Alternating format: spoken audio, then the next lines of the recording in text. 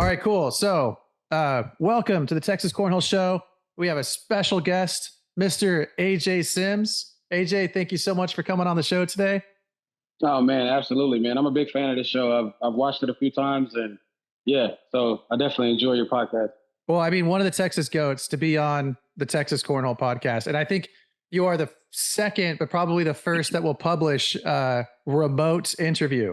So I finally decided to get a Zoom account and start doing these interviews so that we could get more people on the show.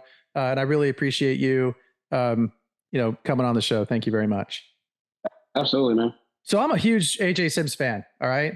I'm getting a little bit more used to talking to you, but I did get a little starstruck when I met you at the last big event in Rock Hill. But you're super cool just talking to me. But when you see somebody on TV and you see somebody have a lot of success in the sport that you like to play, you do get a little bit of a feeling like, oh, I'm talking to like a really important person. I think it's called being starstruck. But anyway, thanks so much for coming on board. Absolutely, man. So let's talk about your origin story, right? I know it's been told many times, but for those who don't know, what is AJ Sims' cornhole origin story? Man, so it's really quite simple, man. I had no idea what cornhole was in about 2017, and a buddy of mine called Jimmy Shalit, he had played in this event called Ryder Cup. So he fell in love with, Ryder Cup. Chris Paul was a legend at the time before we knew it. He won a lot of doubles, and that was his cousin. So we played softball, man. Softball team stinks. I mean, we were terrible. But we were all adults, like all had kids, and we're like, man, we're dealing with kids all the time, man. We're enjoying hanging out with adults, but it's not like we're playing softball a lot because the team stinks, right? So he brought out some cornhole boards, man. One day it was like, hey, let's just stick around, and they're gonna drink, and I don't really drink, but they're gonna play cornhole. So man, I started playing. I was like, this is fun, man. I'm super competitive already. So we started playing, and it's like in the very first day, like that's when they had a ridiculous rule where if you threw 4 bags in the hole, you signed the board and the game was over. So Jimmy, who's a buddy of mine, we went to school together. Like I threw 4 in the hole, like accidentally. I mean, I had a tumble bag. I used to ball the bag up like this and like throw it, right? And so it wasn't from skill. I got lucky and threw 4 in a row and won. And Jimmy was pissed. He's like, man, I can't believe I lost. Like I'm supposed to be good at this or whatever. Take these boards. We're going to my house. We're shutting it down. Like, so we went to his house and we just kept playing, man. And from that moment, I fell in love with it. We ended up putting our own Ryder Cup team together, social, in 2017. And man, the rest was history. 2017. So you've only been playing for 6 years. Is that right? Yeah, 6 years. I say only, yeah. But you've been a pro. Let me think about this. So we met a long time ago. It was 105.3, The Fan, had a big tournament here in DFW. That's the first time I met you. And I remember that prior season, you had just won advanced in ACL. So I don't think you were a pro yet. No. But yeah, so when did you first become an ACL pro? So backtracking to that, I won a world championship in 2019.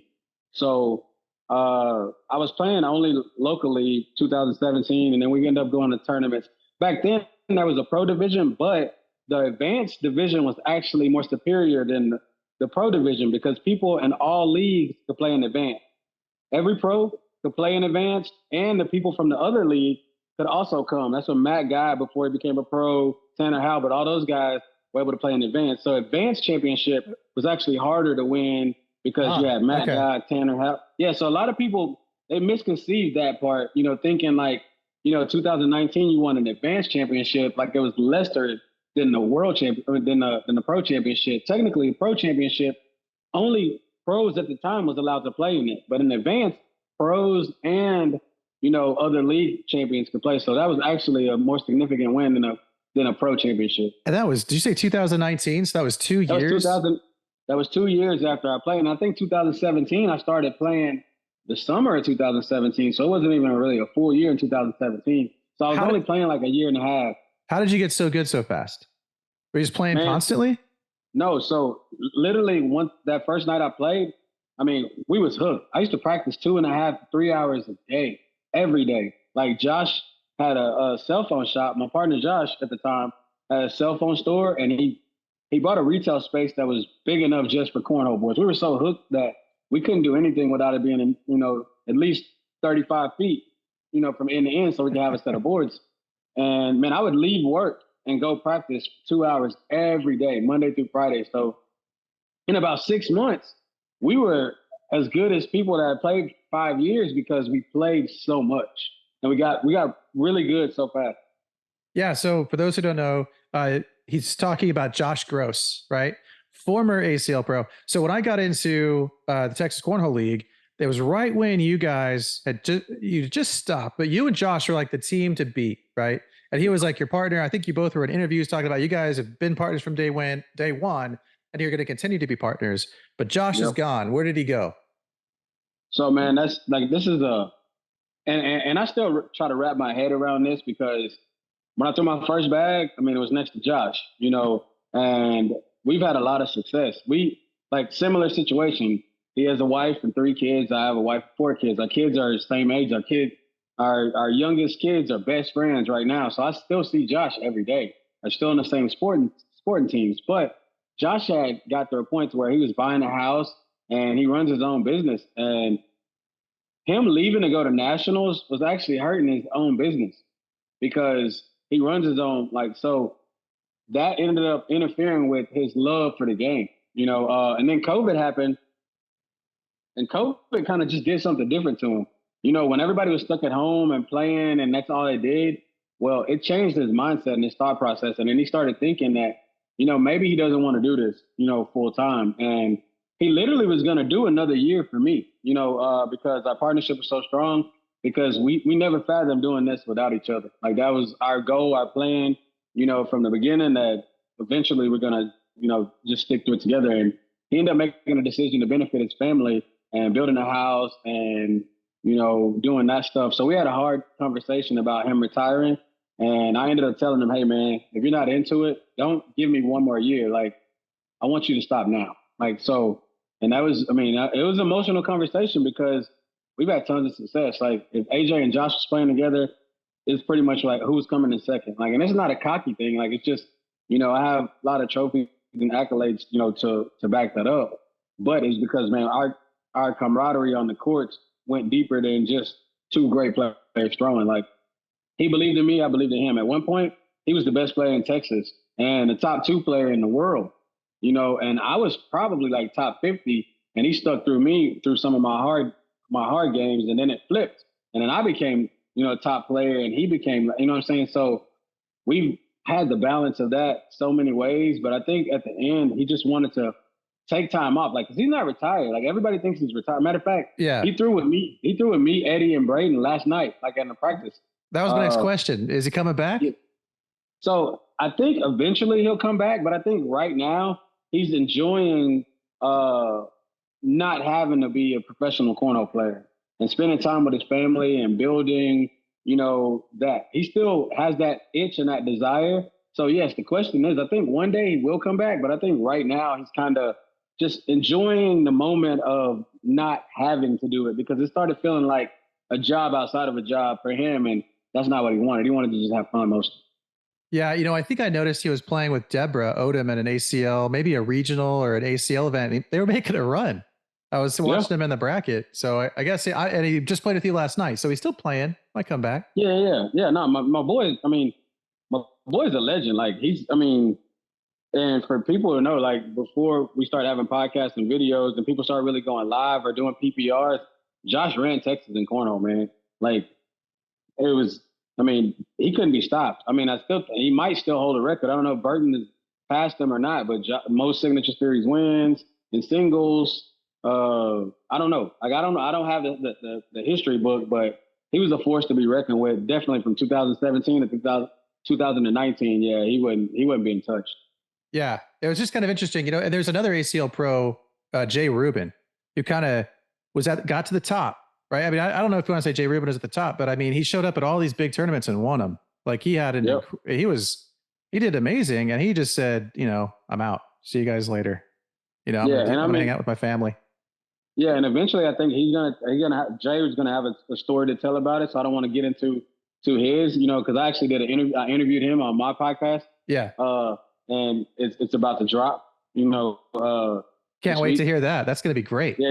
Yeah. So we got a pretty good interview. So So yeah, you got to stay tuned for that. I mean, I'm sure this might come out after that, but And that's you know, let's talk about your podcast for a second. It's the Buffalo Boards one, right? yeah, Buffalo Well, Boards podcast. I Where forgot what it's called. it's called Off the Boards. Off the Board. That's right. Thank you. Yeah, so it's off the board, man. Basically, we get in and we get to know people off the boards, like cornhole. Everybody knows each other on the boards, but we decided that we want to dive into what makes you who you are, trying to give you a little bit of unique perspective of your story. But it's also pro players talking to other pro players, from our perspective, and like because nobody has the same story, right? So Right. it gives us the ability to ask questions, and yeah, man, that's a pretty good show, man. You should check it out. Yeah, no, I've seen it. I just forgot the name of it. So you're gonna have a Jay Rubin episode? I'm interested. I got to hear that. I got to hear Yeah, yeah. what he has to say. Like, why did you? I mean, when you're at the top and you just say bye, I got to know why. Yeah, no, man. So he dives into it a little bit about some of the stuff that he's going on. He's dealing with some stuff that he can't talk about right now. But yeah, if you watch it, you'll definitely get some insight on why a player at the pinnacle of his career would just walk away from the game, at least at the moment, right? Yeah. Well, and one thing about cornhole, it's not like it's MMA or football running back. Like you can come back. You can. Yeah. Yeah, right. Damon Dennis is out there. I don't know how old he is, but he's not young, right? No. He's not young. That's a nice way to put it. You know, he's not young. He's a little seasoned, man. But that's one of the best people you could ever come in contact with, man. Shout out to Damon Dennis, great dude. Yeah, it seems like it. I've never met him in person, but every time I see him, he's being a nice guy. No, he's solid, bro. Yeah, cool. All right. So we just talked about Josh, right? The guy who I always thought you'd be playing with. Because when I got into cornhole, it was Josh and AJ, right? Now it's AJ and Braden, Man. right? So you've teamed up with a kid, right? Number one, what are you thinking? Right? And two, like, tell me about this kid. I don't know much about him. I've seen him on the leaderboards. I know he's good, but that's it. All right, so I take cornhole really serious, right? And there's a lot that goes into me wanting to choose a partner. So I'll backtrack a little bit. I played with Jaime Sanchez last year, Buffalo player, and we just have two different styles. He's a fastback thrower. I'm a carpet thrower. But at the time, he was Buffalo. I was Buffalo. Josh had just made the retirement. I needed a partner, and I decided, hey, me and Jaime is going to give it a shot, and we'll see what happens. And we started out hot, got fourth, first two nationals, but then our bag variance kind of threw us off a little bit. Yeah, I'd love for you to talk about that a little bit more. Bag choice, right? And two guys that use different kinds of bags deciding to play together. Seems like at that level, the ACL level, you can't do that, right? Who decided what bag you were going to throw and what bag did you throw in last season with Jaime? So we ended up throwing a fallout, but the craziest part about it is, so you all know, I mean, you're a bag maker. So, when you make a bag new, that those bags are not their true potential speed whenever you make them new. So we basically had to give and take. He needs a faster bag, but I need a slower bag. So what we did was we played every national with a new set of bags because it's my version of a bag that I want, but it's his speed that he needs. So that was always the conflict. Like, when you're playing against top tier talent like Eddie, Grenishlev, and Caleb, and they're playing with maxed out with their full potential, with their bags that they're comfortable with. And me and him are shells of ourselves, even though we beat him in the first national, right? We're shells of ourselves. Like, neither one of us are comfortable in giving max effort in what we are, And me being a top player, in his mind, he wanted to throw what I was throwing because he didn't want to take that away from me. Yeah. But it ultimately, in a partnership, man, it can never be about one person. I don't care if they're the better person or the worst person. It's not a blind draw, like where you just come in and switch bags. Like, each person has to be able to throw the bags and has to throw them consistently and comfortably.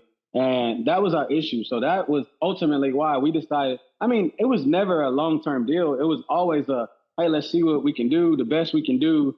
And if this works, then now we see that we're both good enough to adjust.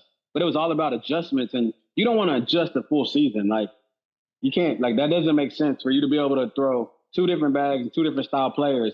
It's not going to produce the best results. Yeah, for sure. So with Braden, I assume he throws the fallout. He's a herringbone guy. I mean, herringbone, slow bag, roll, block, control type of player. And it goes back to the question, right? He's 11. So Yeah. going back to me saying I'm taking my cornhole real serious, like I really vetted my partner on who was going to be this year. You know, I believe in being at the top in every tournament I'm at. If I walk through the door, I want to be the last people standing on that court. You know, that's what I go to play for. I don't go to get 7th and 5th and 17th. Like, I'm not going to lie to you. Like, I take a lot of time away from my family to be able to do this. So I need to be able to give the max effort every single time I go. Every weekend away is something that I need to be bringing in the best potential. And it's not winning every time, right? But I need to give myself the most true chance to maximize my potential. And Braden he came on late, right? But I've known Braden forever. Braden lives 35, 40 minutes away from me. So I've played Braden in regionals, and he just got tougher and tougher every game. And like to the point to where I beat him 5 games, and then he finally beat me 1. And then the next couple I beat him was like 21-20 every game. So I just was watching him as a fan, right? Because he's 11. So you see 11-year-old, you're like, all right, he's doing that now, but eventually he'll fall off. Nope. He started going on the nationals and opens and beating top players and started dominating in the state of Texas, and come back home and you got Eddie and Caleb and me and Jaime, and you got Justin Burton and Logan. And who wins the doubles championship? Braden and Gavin. So if he's winning, I mean, you see what kind of year Eddie and Caleb had on a national scene. Oh, yeah. And for Braden to actually win a tournament that they're at, so he comes back and then he goes to Worlds and he wins juniors and he secures his spot because technically he was out of pro, right? Because they had a certain amount of juniors. Well, this dude dominated the back half of the season. They had to change the rule mid-season just so they could put him in because he was the #1 overall non-pro player as a junior. Like, he didn't even get in through juniors. He got in through rankings because he was the #1 overall non-pro player. Is that right? The #1 overall non-pro, Braden Wilson, 11 years old. 11 years old, #1 overall non-pro player. They had to they didn't, like, technically if the rules were the same, he wouldn't have been a pro. But he kicked down the door, came back and won a doubles championship. You see what I'm saying? So I'm talking about all of this stuff. So, yeah. Hey, so this kid's resume, and before he won that juniors doubles championship, me and his dad was talking about my year and how it went, and we had never even talked about playing together. I mean, it was obvious. He threw for a bad company that he was committed to, and I was committed to Buffalo through and through. So we felt that it would never work. So literally like a day after Worlds, it was a conversation had. It was like, hey, wait, there's a chance that you would actually play with Braden? I was like, are you kidding? I've been watching this kid do what he's doing. He's 11, but that's not what defines him. This kid has the heart of a 20-year-old. This kid has the wisdom of a 30-year-old. And this kid has the professionalism of like Damon Dennis. Like, I mean, all packed up into an 11-year-old body. And when I talked to his dad about what he wanted to see in a partner, well, it ends up being the same thing I was looking for in a partner. So we had a conversation on the phone, and it's like, you know what? I don't care what company we throw for. I want you, Braden, to be mentored by you. And him saying that to me meant more to me than just like, hey, let's go win. It was like, this kid looks up to you. This kid is wanting you for guidance. This kid respects who you are as a human being, and he just wants to soak up game for you. So me hearing that is like, you know what? I want a player that's committed like he is. I want a player that's as talented as he is. And he has a huge likeness and a huge following. We can go crazy with that. So it checked every single box except the fact that he was 11. Because that was something that, like, I didn't want to. I have my own kids. I didn't want to, like, you know, I didn't want to raise kids while I'm playing. But how old are your kids? So I have a 15-year-old, a 12-year-old, my own 11-year-old, and a 7-year-old. Yeah. Right. So I have 4 kids. Now you have 5. Right? Now, so basically, now I have 5, but Braden's parents, Nicole and Steven, I mean, they're there every step of the way. I talk to them all day, right? Okay. And they just have him prepared. You know, they don't leave their kid with me to raise. Like, they take care of it, and they have him ready for what I need. Okay. So, like, this is, if you don't want to answer this question, I totally understand. But, like, when you guys travel to events, are the parents coming? Yeah, I'll answer it. I mean, everyone. Okay, so they're already there. So you don't have to like Yeah, travel with yeah. them and take them and stuff like that. Nah, I don't. I mean, and honestly, I do it in a heartbeat. This kid's like my little brother, right? Yeah. But his parents are fully invested in their son that they're going to be there. They love their son so much they don't want to miss these moments, Yeah. and they want to have him prepared and protected. They're not gonna just let their kids run around all day. Like they're the ones that are like, hey, my kid's right here. I'm gonna be there. Like, nah, they're super professional, and the most perfect way to do it. And it's definitely made it a lot easier for me to play with an 11-year-old because it's like we're all partnering together. Like they're in every Okay. group message, so everything's solid. Yeah, that makes a lot of sense. So, and what town is he out of? Bastrop. So he's out of Bastrop, Bastrop. Texas. Yeah, we're in little podunk towns, man. Caldwell and Caldwell, Texas, and Bastrop. We might have a combined 50,000 people. Well, I can't wait to watch you guys. So, how does that work? You guys are committed for the entire season? Is that the plan? You and Yeah, Braden I mean, playing the whole season? honestly, we're locked in as partners as long as it goes, right? Because like I don't even want to limit it to a season. Like when I invest in somebody, man, I'm investing in everything, right? So we're partners until we're not, right? Got it. And he has the talent level, and I have the talent level that we can do some crazy stuff in this game just based off how we play and how we prepare. So I don't want to limit it to just one season, but yeah, contractually, we're committed in for a full season. Got it. Got it. And do you know your first tournament you're going to go to? So we got a regional this weekend, ACL regional in San Antonio. But we already had our first tournament. We played Spencer McKenzie's. We Oh, played that's that, right. and yeah, we played that. And we ended up getting second in our bracket. We got double dipped. In our very first tournament playing together, we went 7-0 in rounders, and then came back the next day and won. Like got to the winner final, like what king seed, and then got double dipped, man. In our very first tournament. So that's a big tournament, man. The best of the best are there. Oh, So yeah. that was a And good it's that was tough a good too, right? showing. It's Yeah, it's outside tough. on the It's tough beach. because right. You're dealing with the wind and you're dealing with the elements, and yeah, I mean you got to be mentally prepared. And us playing together in that tournament and just seeing what he had to endure and what he fought through in that, it clearly, I mean, we both had the same thing when we sent messages to each other. Oh yeah, this is why we're doing that. This feels good to be in this position, and we don't feel like there's nobody else who we would want to play with right now. Like we both want to play with each other like just as much as the other wants to. Yeah. And you guys are close together, so you can practice together and kind of get that team chemistry like solidified. Because I see some Absolutely. pros like live in different places and they meet up at the tournaments, and that just seems kind of odd to me, a little bit bizarre. So I got a lot of offers this year to when people found out I was a free agent. People from all over wanted to play, but man, just I'm I'm Texas, man. Like I don't want to limit myself, but Texas is so important to me, man. I like what it represents. Like when you represent your home state, when you represent your home area.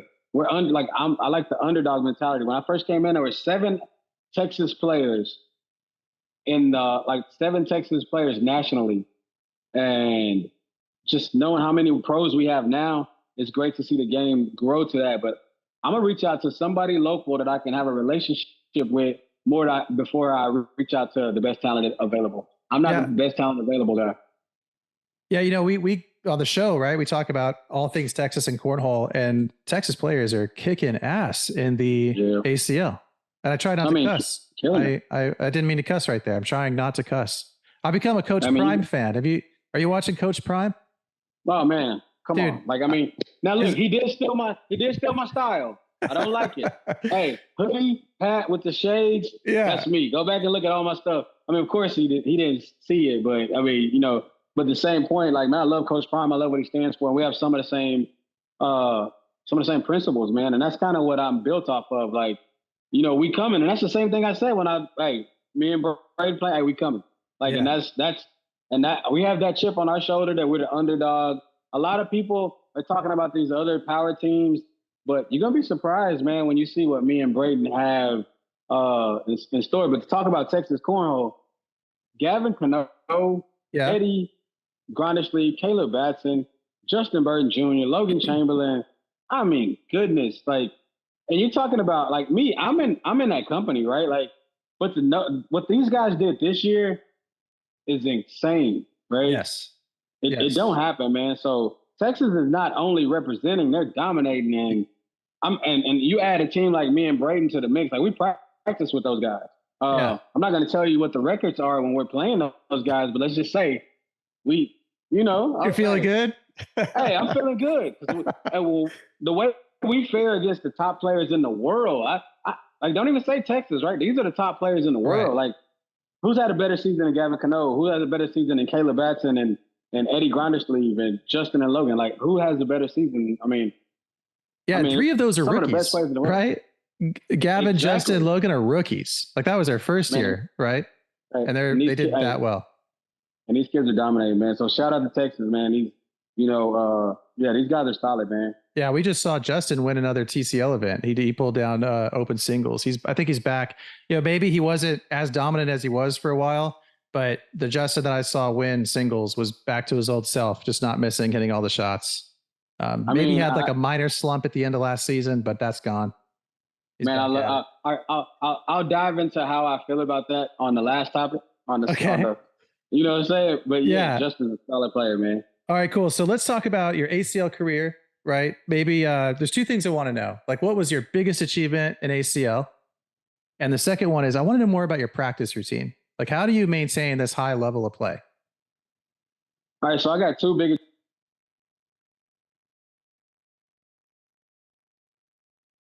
Your audio went 2009 World Championship that I told you about. Like that feeling, man. I had jitters after that because that was the biggest tournament in the world at the time. Hold on one second. If you don't mind, take a step back. What tournament was that? Because your audio cut out. Oh yeah. My wife was calling at the same time but the 2019 World Championship, Advanced World Championship that I was telling you about earlier. I mean, yeah, winning that on TV for my first time on TV. I mean, that was insane. That was crazy.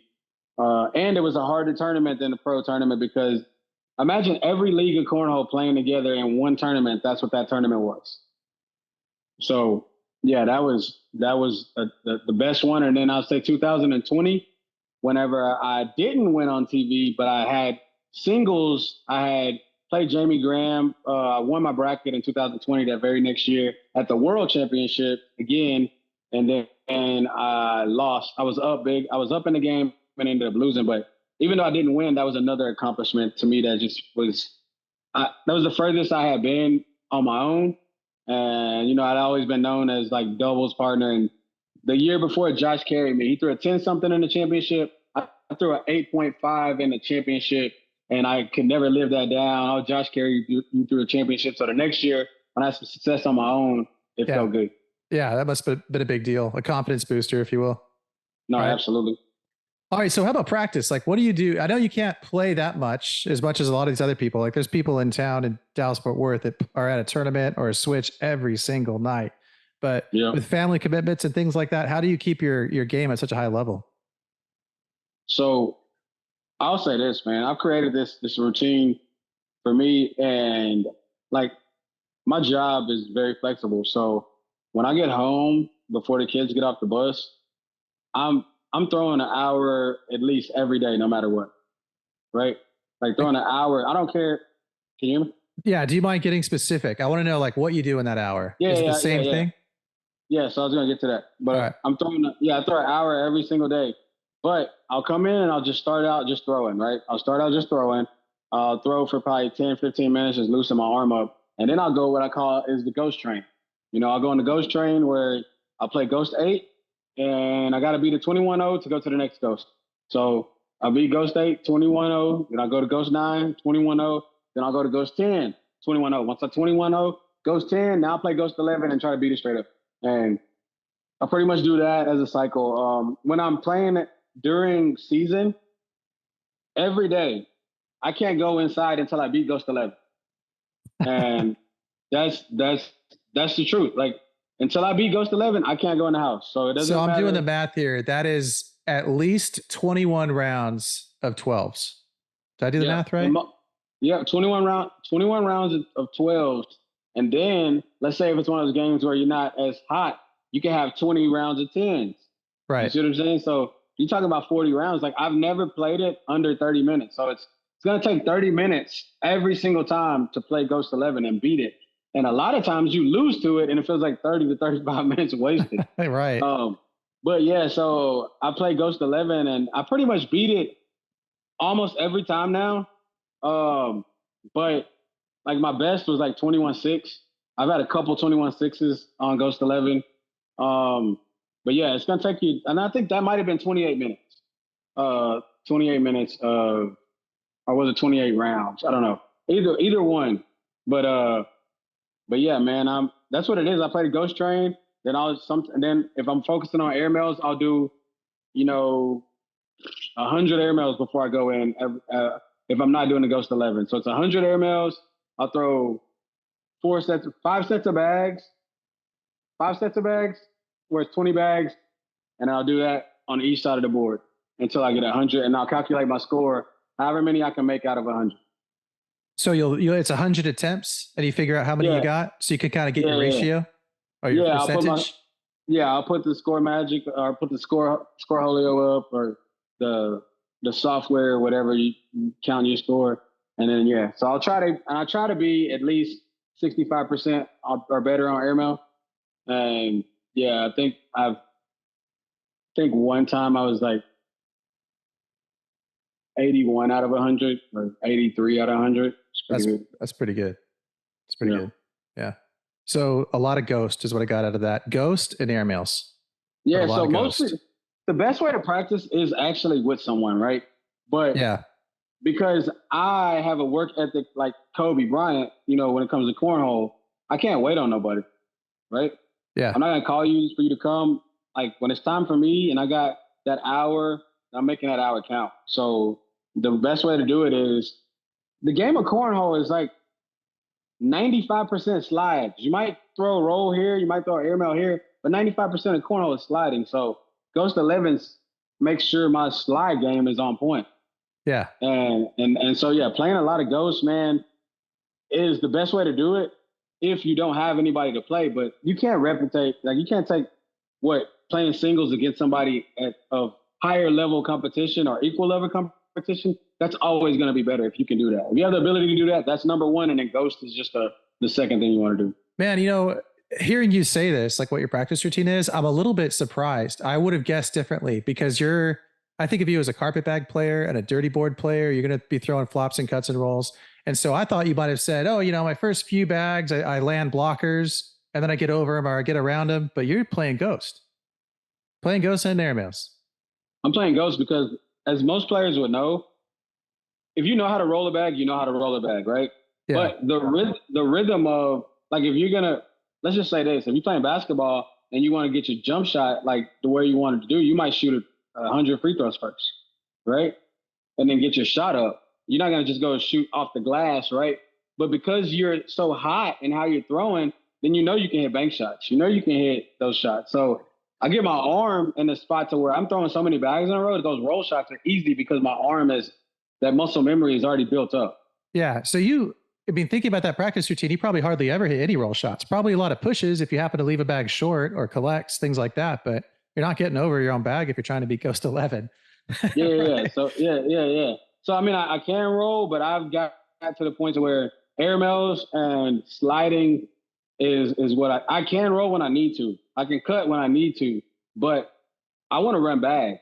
When you look at that PPR at the end of the tournament, 10-6, 10-7, 10-8, I want to play games where I'm throwing 11-6-7.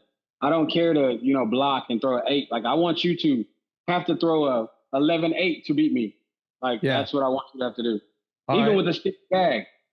Yeah. Why don't you just move to a fast bag if you're just running bags? Because my accuracy is a lot harder, a lot more straight when I can throw hard. Okay. When I slow my arm down, I'm left and right. So if I can throw hard, I'm down the middle. It's almost like a drill, like a football pass, like you're throwing a short pass. Like the harder I can throw, the more accurate I am. If I got to lob it, I'm probably off a little bit. That makes a lot of sense. All right. So another thing that's happened kind of recently, since I've been watching you in my brief cornhole life, you went from BG to Buffalo, and you're all in on Buffalo, right? Incredible ambassador for the sport, but also this Buffalo brand. But maybe you could talk a little bit about how you got involved with Buffalo. And I'm also curious about how Buffalo got involved in cornhole because I don't think they were a cornhole first company, right? Yeah. No, so I'll start with the second question first. Is that Buffalo started out as a barn door company. They did woodworks, and then I think somebody wanted Billy, the owner, to make a set of cornhole boards. And he's like, "Oh yeah, I can do that easy. I make great countertops and barn doors and stuff like that." So he made cornhole boards, and then people started asking for him. And he's like, "I wonder if there's a lane for that." So he started making boards, and then it's like, all right, well, he's the he's one of the most brilliant minds and like that I've ever met. And he's always about like success and what's the next success. And he's like, all right, I made boards. So what can you use to have a complete set? Some bags. And then, so he started messing with fabrics and messing with fields, kind of like everybody does. And then before you know it, Buffalo, because it was called Buffalo Barn Doors at first. It was a barn door company. And he's like, all right, I'm starting this cornhole company. I don't have a name. All right, looked over there and saw those barn doors. It's like, Buffalo boards and Buffalo bags, and that's what it is. Like that's kind of what that's kind of where it went. Came up with a cool name that could have a cool logo, and the rest was history, man. Yeah, the logo's But then, the logo's great. yeah, yeah. But then how I got associated with them is good friend like Jaime Sanchez, the guy that was my partner with him and Raul Chavez. They were some up and coming guys. They looked up to me and Josh for advice, so we talk all the time. We built a friendship, and I saw what they had going on over there. It was like, man, I like what they're doing. Like I really like what they're doing. But I'm throwing for another brand, and when you're a good sponsored player, you don't promote other brands or even admit that you like a brand based off, you know what I'm saying? Yeah, I know what Based you're off saying. your loyalty, right? Of course, Yeah. every sponsor player, my bags are the best. Don't look over there, right? But truthfully, everybody's looking everywhere. Like it's the market is. I mean, it's too intimate. Like cornhole is too small and intimate. You got to come across everybody else. You're gonna either play against their bags or see their bag. You're gonna either see their commercials or see their players, see their jerseys. You're gonna see it. So I didn't pretend that I didn't see it. So I had a deal fall through with a bag company. And let's just say the relationship is solid, but the business wasn't. So the business just wasn't, to what I thought it should be based off what I felt like I did for that company, right? And that's not a cocky flex. It was just like we kind of launched this into to getting out there, and just the love was kind of reciprocated back, but it was just a little touchy. So ended up saying, you know what, hey, I would like to try to do something else. Also, it was a team, like the team was starting to get too big, right? And Yeah. you know, I want to be I don't want to be one of many. I want to be the one of a special place, right? I've never wanted to be one of many. Like when I say many, I'm talking about like we ended up having like 40 or 50 people. And I was like, I don't think that's how I want to operate. Even though I mean, I love the guys, right? There's no bad blood. Like still to this day, I message and talk to them all the time. I still hope they do well. But in the same regard, I had an opportunity to go in another lane for me and somewhere, and I haven't regretted the decision not one day. Uh, Buffalo, like, I mean, is everything to me. They take care of me very well. As far as like everything, like people say take care of me very well. They think financially. I'm talking about like mental health. Like I mean, the support I get from this company, you know, I don't know, man. I'm just happy where I'm at, and that's kind of how I ended up reaching out to. They reached out to me and told me there's an opportunity, and I was like, hey, why not? And I kind of went that way, and that's where I've been ever Yeah, since. man. Well, they made a great decision. You've been a really good ambassador for them. I mean, not only Buffalo, but the sport of cornhole. You've been a fantastic ambassador ever since I've been involved in the sport. And dude, by the way, looking at Buffalo's, like you posted a behind the scenes recently of like their studio. It's incredible. Hmm. And they have that area where you can throw bags. They have like a storefront. Everything Yep. looks really nice, right? Like I want to go hang out. Can I visit? Can you give me a tour of the Buffalo shop one day? I mean, absolutely, I'll man. be Like, happy to give free advice of maybe I could improve one of their manufacturing processes. Probably not, because I know that your guy is super smart and everything, but I know a thing or two about making bags. I might be able to help out. I mean, hey, let's talk, man. Business, like I told you earlier, Billy's a businessman, you know, Yeah. and if it makes dollars, it makes sense, right? Like, Where is it? It's outside of Houston? yeah, right in Cyprus. Cyprus. Yeah, Cyprus, it's right. Texas? It's right in Cyprus. You can hop on the plane Yeah, that's and what be I'm there in thinking. 30 minutes or Houston's like an hour. okay. I mean, Yeah. you can't land in Cyprus, right? I'm sure there's an airport there. There's these little regional airports all over the earth, dude. They're like everywhere. Like when you go So yeah, fly, you know, just in our area, I think I counted 30 airports in like the Dallas Fort Worth area. So hey, it, Caldwell, we have one here in this small. It's only 4,000 people in our. yeah, they're everywhere. And you show up, and a lot of times they'll have a car you can borrow. The keys will be like hidden under a box. It's hilarious. The general aviation world is wild. And I'm not joking about there being a car available and keys for the car like under a box. And like to get inside the building, they'll have like codes that only pilots would know, like what the frequency is on the radio. I digress.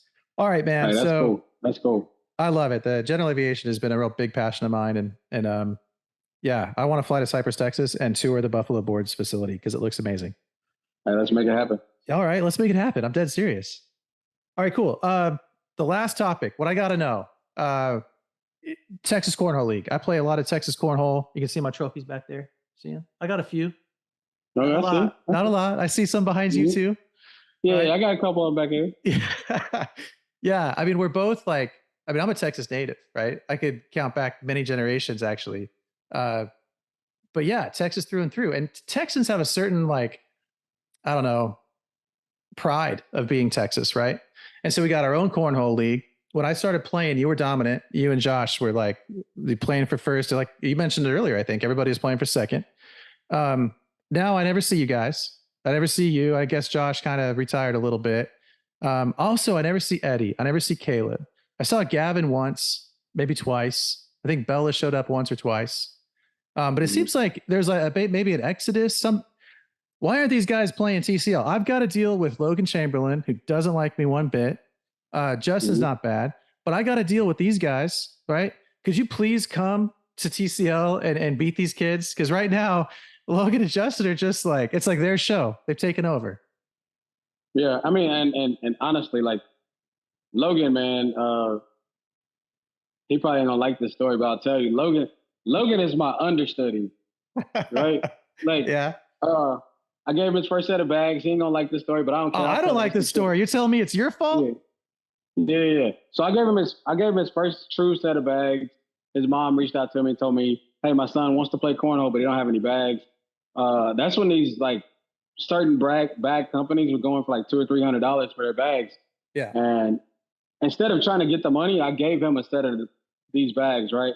Carpet bags. He rolling them and doing everything. And so, long story short, man, that kid starts playing and he starts dominating like quick. And he starts getting into it and he's doing his thing. So it's no surprise to me that him and Justin are doing what they're doing because I saw it at an early age. Like eventually he's going to be a problem, right? And it's true. The world is seeing that those guys are a problem. Yeah. But what they're doing in TCL has been done before, right? It was done before we got there. It was a guy called Travis Welch and Chris Paul. They won four straight.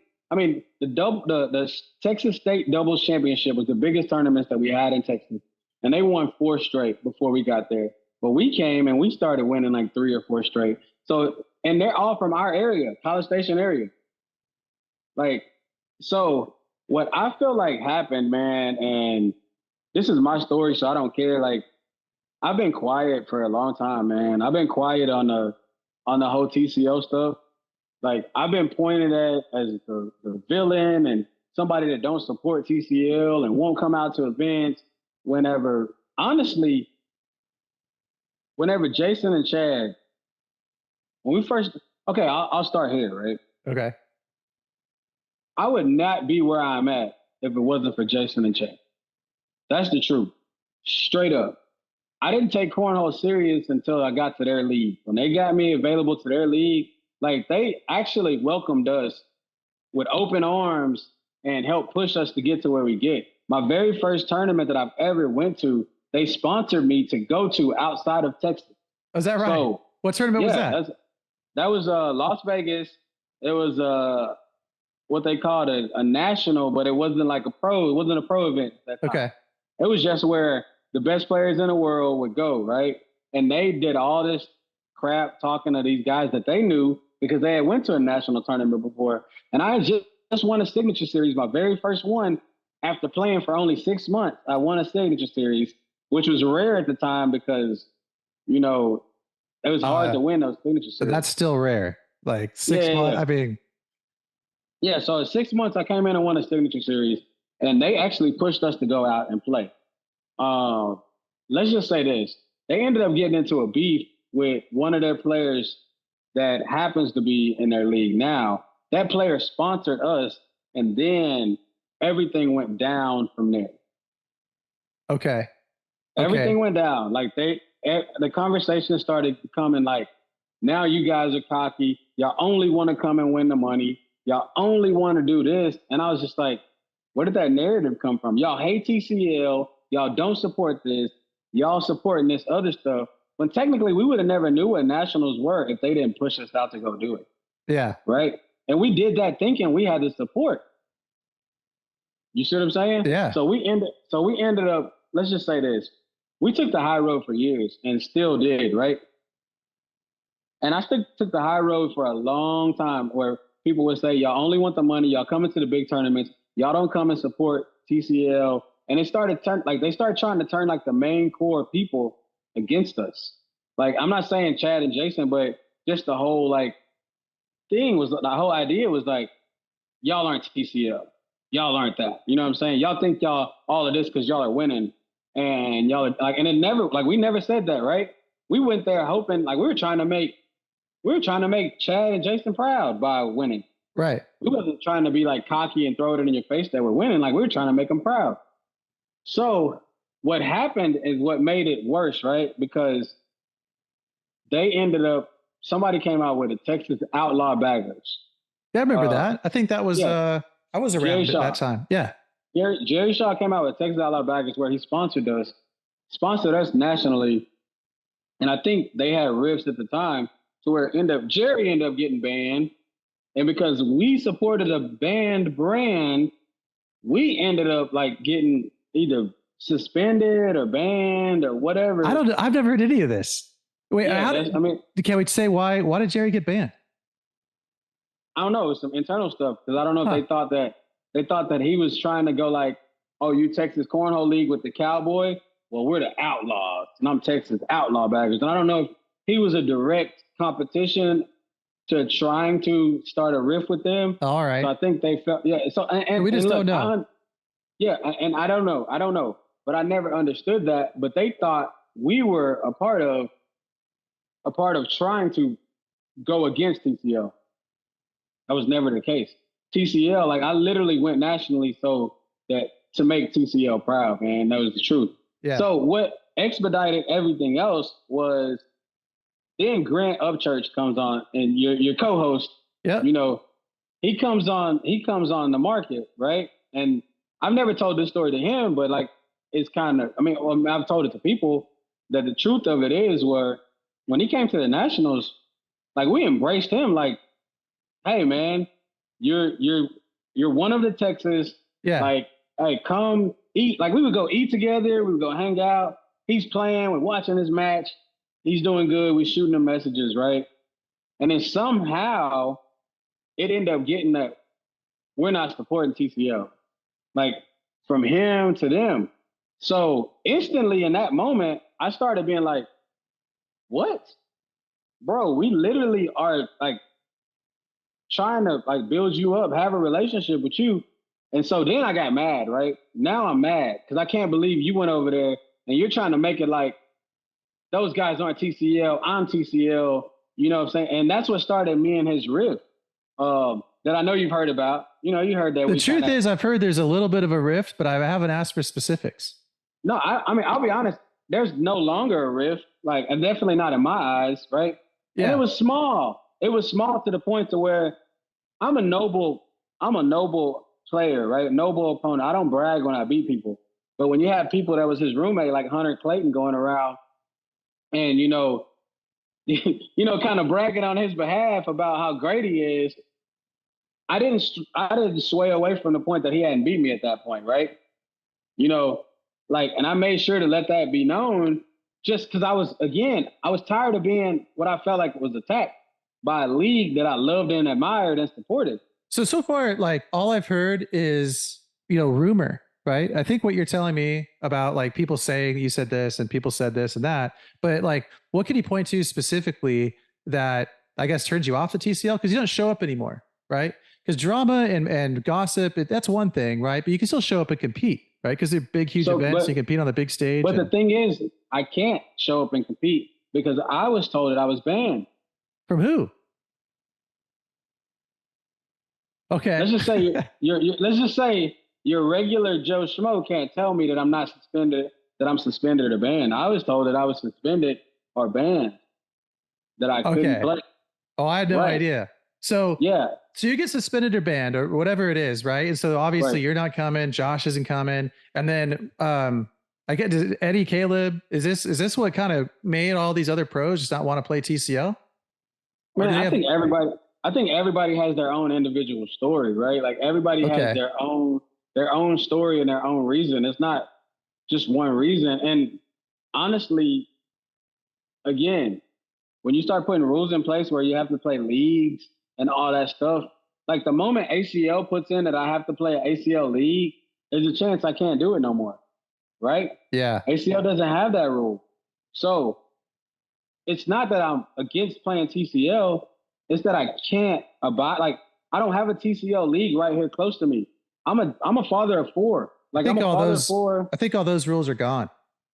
See, I have no idea because it hasn't been told to me that they're gone. You see what I'm saying? Yeah, there's people that show up. I mean, there's a kid that showed up that wasn't even in Texas or in the region and won a SIG series, right? And that was I heard about that, and that was kind of weird. Kind of weird. Like, well, number one, I thought, because I talked to Chad about sponsoring pros that were not Texas natives or Oklahoma, or I forget the region exactly. I think they called New Mexico, Oklahoma, Arkansas part of the region, right?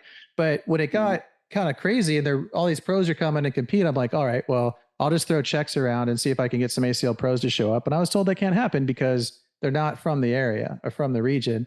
And then I go to a SIG series and a kid from, I think, Tennessee or something, not from the region, wins a SIG.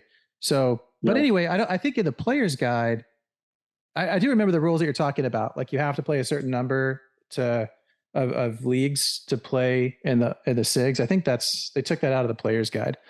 You did number one, because how hard is that to enforce, right? And even police, like you don't know if people are playing or not. But the other question, are you ever going to come back? Because it seems like TCL is continuing to grow. The SIG series are big, loud, fun, right? High energy environment, a good way to test the pressure or test the pipes for the pressure, I guess you could say. Any interest, or are you done because you've been told you were banned? So it's not even just that. Like I said, I have 4 kids, right? So I choose my tournaments wisely with ACL. Like, in the last couple of years, I went to like 3 shootouts out of 20. And you see what I'm saying? Like, that's the biggest payoff, right? Aren't the shootouts? Yeah, it's the biggest payouts. But if I'm going to do this and take time away from my family, I can't just chase everything. Right. So I think what happens is, as I'm elevating and being an ACL pro, it's like, all right, can I do, like, if TCL was like, hey, you can come to all the signature series every single time, state and Ryder Cup, and it'd be no issue, I would love to go. Not just because it's the max money, but it's like, if I'm leaving my house for a tournament, it needs to be a big tournament, no matter what league it's in. Yeah, for sure. Or it makes more sense for me to go to my kids' t-ball game. I mean, I understand. I have kids of the same age group as you do, although I think I might have one younger. My youngest is 4. I've got a 16, a 13, and a 4. But man, it's just prime, like, busy time in our lives right now, right? We're spending all our money on our kids. We're spending all our time on our kids. I mean, it's so hard to justify. I mean, I do it myself, even though I've got a bad company. it's hard to justify me leaving the house for basically a weekend, be away from the kids, away from my wife, for cornhole, right? Yep. Even though I can sort of justify it by saying, it's my business. But yeah, it's hard to get out of the house, man. Yeah, and that's what it is, man. Ultimately, if I had to answer this, I feel like Texas cornhole league. If I had the ability to play based off just what it is, yes, I would love to play. Do I miss playing? Man, I miss playing. I miss all the people that we like. I mean, you got people like Benson. I don't know if he still plays, but you got Johnny Seymour, people that, Justin Fowler, people that I grew up in, kind of the core, Stuart Foster, all of those people that Christina Espinosa, those are like the core of TCL. And we built, kind of rapport and just even challenges with those people, man. I do kind of miss that and miss the idea of that. But I just want somewhere where it's just like, hey, man, don't make me a villain when I haven't done anything, right? Yeah, no kidding. Yeah, don't make me a villain, right? Like, just because you don't, like, what do you like? What do you not like about me other than the fact that I'm winning every time? And that's clearly what it is. Because I'm still waiting for a post to come out where I bash TCL. I'm still waiting for a voice recording to where I said anything negative. I talked to you at Worlds for what, an hour, hour and a half? Did I say anything negative about TCL that whole time? No. Did I? No. I mean, even now, I won't say anything negative about TCL, except the fact that I will defend my own name when there's false stories and false representation out there about me. Yeah. Well, only person I've ever talked about was Grant, and that's it. And I've already apologized to Grant. I'll be honest. I, as the man I am, apologized to Grant. Based off just because I let energy get into. And it was competition. Like, I never down talked him. I just made sure that people knew based off that I wanted you to know that I beat him, right? I just wanted people to know that. But I even apologized to him after the fact because at the end of the day, I respect that dude. I respect his grind. I respect him creating a, bag company. And respect, what he was able to do as a player, going out and actually winning a qualifier, which was technically a shootout in his rookie year. And then I feel like what happened to him on the pro level was a little disheartening. Yeah, I mean, it's a shame. I don't think he deserved that. Yeah, to happen to him.